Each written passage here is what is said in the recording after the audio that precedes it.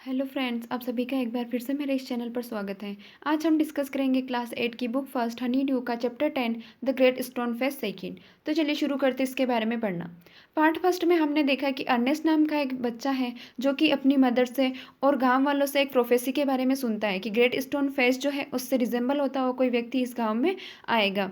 तो फर्स्ट में एक बिजनेसमैन आता है तो सब लोग उसे देख करके बोलते हैं कि यही है वह व्यक्ति जिसका जो फेस है रिजेंबल होता है ग्रेट स्टोन फेस से। लेकिन कुछ समय बाद ही वह व्यक्ति जो है मर जाता है। उसके बाद उनके गांव में एक सोल्जर रहने के लिए आता है। तो लोग जब वह सोल्जर आता है तो उससे देख करके बोलते हैं कि नहीं, हाँ, अब यह व्यक्ति है जो इसका चेहरा रिजेंबल हो रहा है ग्रेट स्टोन फेस से। लेकिन अन्य जब उस व्यक्ति को जाकर के देखता है तो उसे समझ में आ जाता है कि यह वह व्यक्ति नहीं है जिसका फेस रिजेंबल हो रहा है ग्रेट स्टोन फेस से। और तभी उसे ऐसा लगता है कि ग्रेट स्टोन फेस उसकी तरफ स्माइल कर रहा है और उसे कह रहा है कि अन्नेस डरो मत, बहुत कुछ समय बाद एक ऐसा व्यक्ति आ ही जाएगा जिसका जो चेहरा है रिजेंबल होगा सेम मेरे जैसा ही। यानी वह व्यक्ति जो आएगा उसका चेहरा रिजेंबल होता होगा ग्रेट स्टोन फेस की तरह। अर्नेस्ट को लगता है कि यह बात उसे ग्रेट स्टोन फेस ही कह रहा है।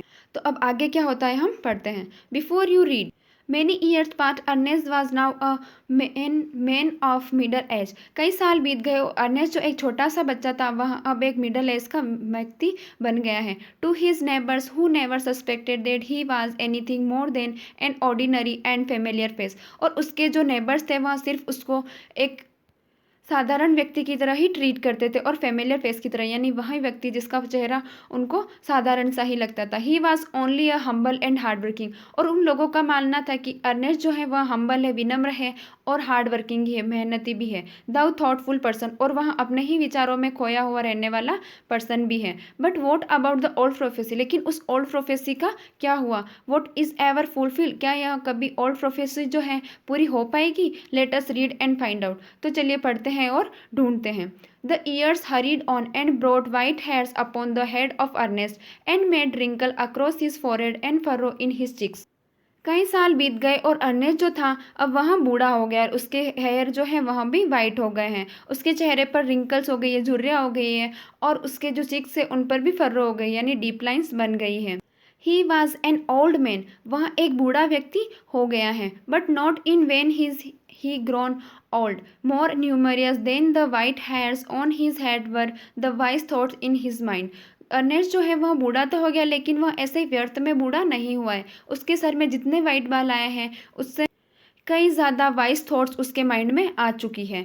And Ernest has ceased to be obscure unsought for undesired had come to fame with so many see. और अर्नेस्ट ने कभी इतनी चाह नहीं की थी कि उसको प्रसिद्धि मिले, लेकिन अब उसको उसकी वैली के लोग ही नहीं बल्कि बाहर के दूसरे लोग भी सारे जानने लगे थे। उसे अनचाही और अनडिजायर इतनी ज़्यादा फेम यानी प्रसिद्धि मिल चुकी थी। He had become famous beyond the limits of the valley, और उससे अपनी नेटिव जो वैली थी उससे बाहर भी बहुत ज़्यादा फेमस यानी प्रसिद्धि मिल गई थी। College professor and even the active man of cities came from far to see the conversation with Ernest. College के प्रोफेसर और सिटीज़ के जो एक्टिव लोग थे वह भी दूर दूर से अर्नेस्ट से कन्वर्सेशन यानी बातचीत करने के लिए आया करते थे। And he receive them with gently sincerity, the spoke freely with them of what ever came upper most और ले डिपेस्ट इन हिज हार्ट और देयर ऑन। और जब वो लोग उससे बात करने के लिए आते थे अर्नेस्ट तो अर्नेस्ट उनके साथ बहुत ही जेंटली और सिंसियरली तरीके से बात करता था और उनके साथ बिल्कुल ही फ्री होकर के और अपने मन में जो भी बात होती थी डिपेस्ट वह सारी बात उनके साथ शेयर कर लेता था। Will they talk together his face would brighten unawares and shine upon them as with a mild evening light. और जब वो लोग उससे बातें करते थे कॉलेज के प्रोफेसर और सिटीज़ के जो लोग थे तो अर्नेस्ट का जो फेस था वो इस तरह से चमकता था जैसे कि कोई शाम के सूरज की रोशनी उसके ऊपर पड़ रही हो। Will Ernest has been growing old good had granted a new poet to this earth. Ernest जो था वह तो अब बूढ़ा होने लगा था और एक नए पोइट ने इस धरती पर जन्म ले लिया था। He too was a native of valley, वह व्यक्ति जो था पोइट था वह भी इस नेटिव वैली का ही व्यक्ति था। But had spend the greater part of his life in distant cities, लेकिन उसने अपनी लाइफ का जो बहुत ज़्यादा समय था वह इस वैली से बहुत ज़्यादा दूर किसी सिटीज़ में बिताया था। Pouring out his sweet music everything, यानी वह पोरिंग करता था अपनी स्वीट जो पोइट थी, सॉरी पोम थी, उनको लिखता था और लोगों में इधर उधर म्यूजिक पहुंचाता रहता था, यानी अपनी पोम को लिखकर सब लोगों के पास पहुंचाता रहता था। Neither was the great stone face forgotten for the poet had celebrated in it a poem. और वहाँ जो पोइट था उसने ग्रेट स्टोन फेस के बारे में भी बिल्कुल नहीं भूला था। फॉरगॉटन का मतलब होता है भूलना, तो वहाँ ग्रेट स्टोन फेस के बारे में बिल्कुल भी नहीं भूला था। उसने अपनी एक पोम में ग्रेट स्टोन फेस के बारे में भी लिखा था। The song of this poet found their way to Ernest. He read them after his customary toil, seated on his bench before his cottage door. As he read, he lifted his eyes to the mountain. लेकिन यह जो book थी, poet ने जो लिखी थी इस कविता को, ग्रेट स्टोन फेस के बारे में, यह बुक जो थी अब अर्नेस्ट के पास भी पहुंच गई। और अर्नेस्ट ने अपने पूरे दिन के काम खत्म करने के बाद अपनी बेंच पर बैठ जाता है, अपने कॉटेज के डोर पर, और उस बुक को पढ़ने लग जाता है। वह थोड़ी सी बुक को पढ़ता है और वापस उस माउंटेन की तरफ देखता है। O great stone face, he said, is not this man worthy to be your likeness. तो वह कहता है, ओ ग्रेट स्टोन फेस, यह जो व्यक्ति है यही तुम्हारे जैसा है, लाइकनेस है, यानी सेम टू सेम है, जैसा कि तुम्हारी प्रोफेसी में बताया गया है कि तुम्हारे जैसा रिजेंबल होता हो कोई व्यक्ति है। तो वहाँ मुझे ये लग रहा है कि ये जिसने तुम्हारे बारे में ये पोइट्री लिखी है यही वह व्यक्ति है। The face seem to smile but did not answer. तो अर्नेस्ट को ऐसा लगता है कि ग्रेट स्टोन का जो फेस है वह स्माइल तो कर रहा है, लेकिन उसने कोई जवाब नहीं दिया। Now it happened that the poet thought he lived so far away, had not only heard of Ernest but had thought much about his character and wish to meet this man. तो ये poet जो था वह भले ही Ernest से बहुत ज़्यादा दूर रहता था, लेकिन उसने अर्नेस्ट के बारे में बहुत ही कुछ सुना था और वह उससे मिलने की चाह भी रखता था। यानी उसका पोइट का मानना था कि वह एक बार जा करके और अर्नेस्ट से मिलेगा, क्योंकि वो अर्नेस्ट जो था वह बहुत ही सिंप्लिसिटी से रहता था और उसके पास बहुत ही ज़्यादा विजडम थी, यानी बहुत ही ज़्यादा बुद्धि थी। One summer day therefore he arrived at Ernest door, यानी एक समर डे, एक गर्मी के दिनों में एक दिन वह जो पोइट था वह अर्नेस्ट के दरवाजे पर पहुंच जाता। Where he found the good old man holding a book in his hand. वहां जाकर के उसने देखा कि एक बूढ़ा व्यक्ति जो है वह एक बुक को लेकर के अपने हाथों में होल्ड करके बैठा हुआ है। Which he read and then with a finger between the leaves looking lovingly at the great stone face. वह उस बुक को पढ़ रहा था, लेकिन उस बुक को पढ़ते हुए उसने अपनी फिंगर को बीच में रख रखा था, उन लीव्स के यानी उन पत्तों के बीच में रख रखा था, और थोड़ा सा पढ़ता और उसके बाद वह ग्रेट स्टोन फेस को वापस देख रहा था। Good evening said the poet, can you give a traveller night shelter. तो वहाँ जाकर के और उस ओल्ड व्यक्ति को बोलता है, यानी अर्नेस्ट को जाकर के बोलता है वह पोइट कि गुड इवनिंग, क्या आप एक ट्रेवलर को या एक यात्री को यहाँ पर नाइट रुकने की जगह दोगे, शेल्टर दोगे, यानी शरण दोगे। Gladly answered Ernest and then he added smiling, I think I never saw the great stone face look so hospitably at a stranger. तो अर्नेस्ट जो है उस पोइट को बहुत ही ग्लेडली आंसर देता है कि क्यों नहीं, तुम यहाँ पर रुक सकते हो। और जैसे ही वह ग्रेट स्टोन फेस को देखता है तो उसे लगता है कि इतना जेंटली और इतना काइंडली उसने कभी भी स्माइल करते हुए नहीं देखा है किसी स्ट्रेंजर के लिए ग्रेट स्टोन फेस को। ये सोच रहा है Ernest. The poet set down beside him and he Ernest talk together. तो पोइट जो है वह भी अर्नेस्ट के पास जाकर के बैठ जाता है और वो एक दूसरे से बातें करने लग जाते हैं। Never before had the poet talked with a man like Ernest, so wise and gentle and kind. तो जो पोइट था उसने कभी भी अर्नेस्ट जैसे बुद्धिमान व्यक्ति से और जेंटल और काइंड व्यक्ति से बात नहीं करी थी, क्योंकि अर्नेस्ट जो था वह बहुत ही वाइज था, जेंटल था और काइंड भी था। Ernest on the other hand was moved by a living image flung out of poet mind. एक तरफ तो अर्नेस्ट को जो थी पोइट की बातें बहुत ही अच्छी लग रही थी, और दूसरी ही तरफ जो पोइट था उसको भी अर्नेस्ट की जो बातें थी वहाँ बहुत ज़्यादा अच्छी लग रही थी, क्योंकि पोइट जो था वह लिविंग इमेजेस के बारे में बता रहा था, लिविंग थिंग्स के बारे में बता रहा था। वो बात अर्नेस्ट को बहुत ज़्यादा अच्छी लग रही थी, और अर्नेस्ट जो बातें कर रहा था वह भी पोइट को बहुत ज़्यादा अच्छी लग रही थी। As Ernest listen to the poet the imagined that the great stone face was bending forward to listen to, he gazed in to the poet eyes. तो अर्नेस्ट को ऐसे लगता है कि जब अर्नेस्ट और पोइट बातें कर रहे हैं तो ग्रेट स्टोन फेस जो है वह भी bending forward to listen to, यानी वह भी अपने आप को नीचे झुका करके उनकी बातें सुनने की कोशिश कर रहा है और उनको ही घूर घूर कर देख रहा है। Who are you my gifted guest, he asked. तो अर्नेस्ट उठ पोइट से पूछता है कि मेरे गिफ्टेड गेस्ट तुम कौन हो। The poet said his fingers on the books the Ernest had been reading. तो जैसे ही अर्नेस्ट जो है पोइट को पूछता है कि तुम कौन हो, तो पोइट जो है उस अर्नेस्ट जो बुक पढ़ रहा होता है उसकी तरफ अपनी फिंगर रखता है और उसको इशारा करता है। You have read this poem said he, you know me then for I wrote them. तो जो ये बुक पढ़ रहे हो और इसमें जो पोम लिखी हुई है ये सारी मैंने ही लिखी है। Again and again Ernest examine the poet features, he turn towards the great stone face, then back, he shook his head and side. तो जैसे ही पोइट ये बोलता है कि यहाँ जो तुम बुक्स पढ़ रहे हो इसमें सारी जो पोम लिखी हुई है मैंने ही लिखी है, तो तुम जान सकते हो कि मैं कौन हूँ। तो बार बार अर्नेस्ट जो है वहाँ उस पोइट को देखता है और एग्जामिन करता है और वापस ग्रेट स्टोन फेस की तरफ भी देखता है। तो अर्नेस्ट जो है वहाँ क्या करता है कि पोइट की शक्ल को देखता है और फिर वापस ग्रेट स्टोन फेस की शक्ल को देखता है और लास्ट में वहाँ अपना सर झुकाता है और साई भरता है, यानी जोर से आह भरता है। Why are you sad, inquired the poet.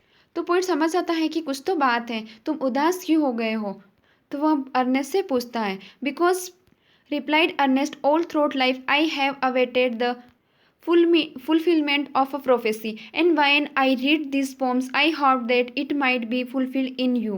You have answered the poet faintly, smiling, to find in me the likeness of the great stone face. I am not worthy to be its likeness. तो Ernest poet को जवाब देता है कि मैं दुखी इसलिए हूँ क्योंकि मैंने पूरी लाइफ यह वेट किया है कि यह जो प्रोफेसी है, भविष्यवाणी है, यह फुलफिल हो जाए, यानी पूरी हो जाए और सच हो जाए।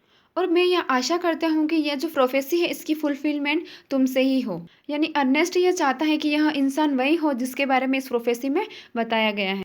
तो पोइट उसे अर्नेस्ट को आंसर देता है कि तुम क्या बात कर रहे हो हंसते हुए। वह बोलता है अर्नेस्ट को कि मेरा जो फेस है वह मिलता जुलता है किससे, ग्रेट स्टोन फेस है। मैं इतना वर्थी नहीं हूँ, यानी मैं इतना लायक नहीं हूँ कि मेरा जो वर्थ है, मेरे जो गुण हैं वह मिलते जुलते हो ग्रेट स्टोन फेस से, और मेरा जो फेस है वह भी रिजेंबल होता हो ग्रेट स्टोन फेस से।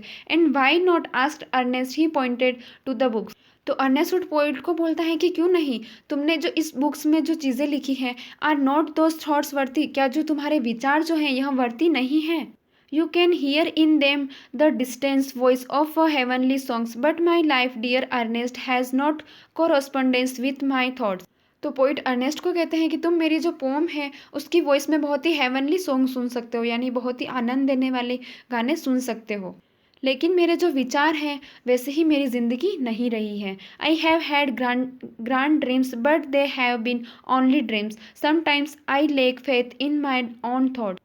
मेरे जो सपने हैं वह बहुत ही बड़े हैं, मैं अपनी पोम से बहुत बड़े बड़े सपने दिखा देता हूँ, लेकिन वह जो है सिर्फ नॉर्मली सपने ही होते हैं। कुछ समय तो ऐसा होता है कि मेरे जो अपनी थॉट्स है, अपने विचार है, उस पर भी मुझे कमी लगने लगती है।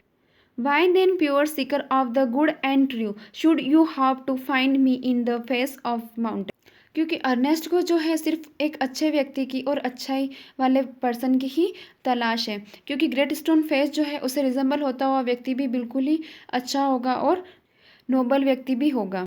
तो पोइट बोलता है कि तुम क्यों आशा रखते हो कि वह व्यक्ति मैं ही हूँ। The poet spoke sadly and his eyes were wet with tears, so too were those of Ernest. तो इस बातचीत के बाद अर्नेस्ट के और उस पोइट के दोनों की ही आंखों में टीयर्स आ जाते हैं, यानी आंसू आ जाते हैं। At the hour of sunset, as had long been his custom, Ernest was to speak to a group of neighbours in the open air. तो रोज़ जब सूरज ढलने वाला होता है तब अर्नेस्ट की हैबिट होती है कि वहाँ जाकर के और अपने जो नेबर्स हैं उनके साथ जाकर के और खुली हवा में ग्रुप में बैठ करके बातें करता है। Together he and the poet went the meeting place arm in arm. तो अर्नेस्ट तो रोज जाते ही है, जब पोइट उसके साथ आता है तो वहाँ भी उसके साथ उस ग्रुप में बात करने के लिए जाता है। From there could be seen the great stone face, और वो वहीं जाकर के बैठते हैं जहाँ पर कि ग्रेट स्टोन फेस जो है सामने दिखाई देता है। Ernest threw a look of familiar kindness around upon his audience, he began to speak to the people what was in his heart and mind. तो अर्नेस्ट जाता है उन लोगों से बात करने के लिए, तो सबको बहुत ही काइंडनेस यानी दयालुता से देखता है और उनके सामने बातें करने लग जाता है। और वहाँ बोलता है कि जो बातें उसके माइंड में और हार्ट में, यानी जो उसके दिल में और जो उसके माइंड में होता है, वही बातें वहाँ जाकर के अपने ऑडियंस के सामने बोलने लगता है। His words and power because they agreed with this thoughts, and his thoughts had reality and depth because the in harmonise with the life which he had always live. और अर्नेस्ट जब conversation करने लगता है group of people के साथ, तो उसकी जो बातें होती है वहाँ बहुत ही ज़्यादा डेप्थ होती है, यानी गहराई की होती है। और उसकी जो बातें होती है उनसे उसकी जो ऑडियंस है, उसके जो नेबर्स हैं, वहाँ सब एग्री भी होते हैं, क्योंकि उसके जो वर्ड्स थे वहाँ हार्मोनाइज्ड करते हैं, यानी कि कॉरेस्पॉन्डिंग करते हैं, मिलते जुलते हैं उन बातों से जिसके उसने अपनी जो लाइफ है वहाँ बिताई थी। It was not mere breath that the preachers uttered, they were the words of life. Ernest जो कहता था वह सिर्फ उसके शब्द नहीं थे, वहाँ उसकी लाइफ थी। A life of good deeds and selfless love was melted into them. तो पोइट जो था वह अर्नेस्ट की बातें सुनने लगा, और वह उसके सुनने लगा उसके गुड डीड्स को, यानी अच्छे कार्यों को, और सेल्फलेस लव यानी खुद के लिए लव नहीं दिखा करके और दूसरों के प्रति जो उसका प्यार था उसको देख करके। और पोइट उसकी बातें बहुत ही ज़्यादा इंटरेस्ट से सुनने लगा। The poet as he listened felt that the life and character of Ernest were a nobler strength of poetry than he had even written. तो पोइट जब ये उसकी सारी बातें सुनता है तो वह सोचने लग जाता है कि उसने जितनी भी पोइट्री लिखी है उसमें इतना नोबलर और इतना हम्बल पर्सन उसके किसी भी कैरेक्टर में नहीं था। His eyes filled with tears, and he said to himself that never was there so worthy a sage as that man, sweet, thoughtful face with the glory of white hair diffused about it.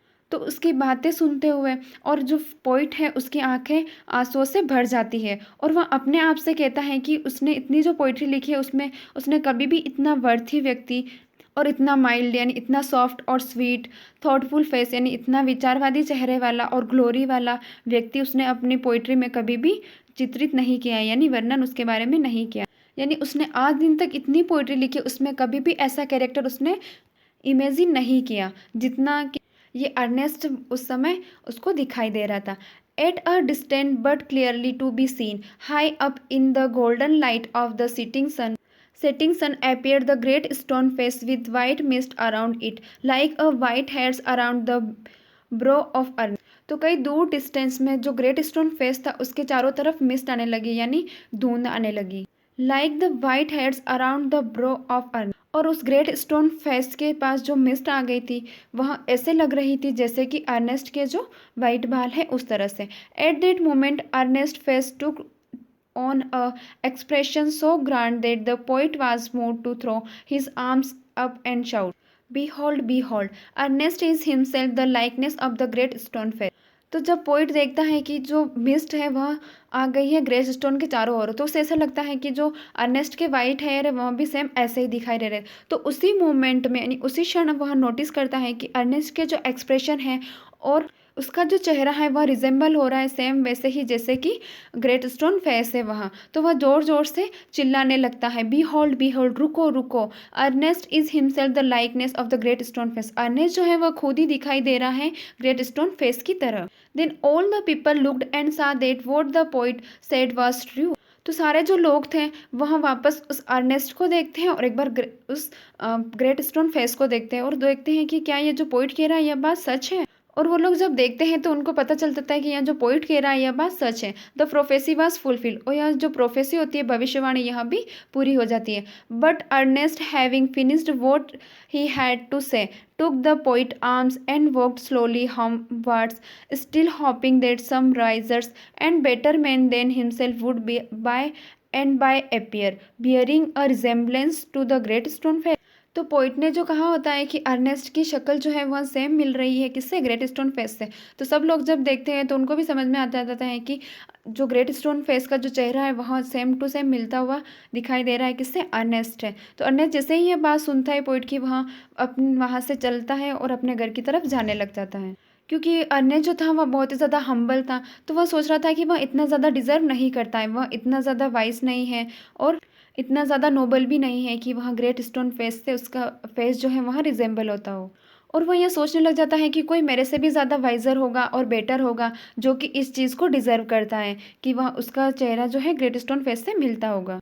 तो वही कोई और व्यक्ति होगा जो great stone face के resemblance में मिलता हुआ होगा।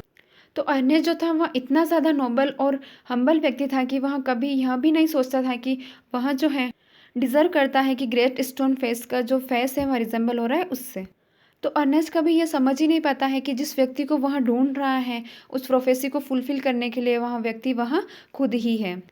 तो इस तरह से हमारा ये चैप्टर यहाँ पर क्लोज होता है। आई होप आप सभी को ये चैप्टर समझ आया होगा।